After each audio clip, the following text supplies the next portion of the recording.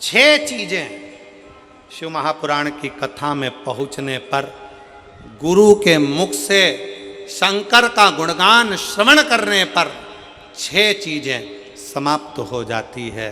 पहले नंबर पर शंका। जब गुरु कथा के माध्यम से हमारे भीतर की शंका को समाप्त करे तो समझ लो गुरु शंकर हो गया।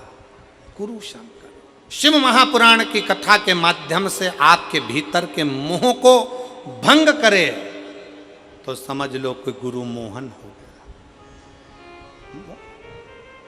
मोहन मिल गया। शंका गई शंकर मिला, मोह गया मोहन मिला। फिर कहा गुरु अपनी वाणी से शिव महापुराण के माध्यम से हमारे भीतर के विष को, हमारे भीतर के उस कटुता को, हमारे भीतर के विष को, क्रोध को समाप्त कर दे तो समझ लो कि विष्णु मिल गया। विष्णु। और गुरु हमारे भीतर के भ्रम को समाप्त कर दे तो समझ लो कि ब्रह्मा मिल गया। ब्रह्म।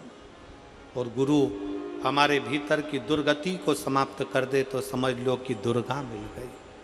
और गुरु हमारे भीतर के गुरूर को, हमारे भीतर के गुरूर को, हमारे भीतर के अभिमान को समाप्त कर दे तो समझ लो कि कोई गुरु मिल गया।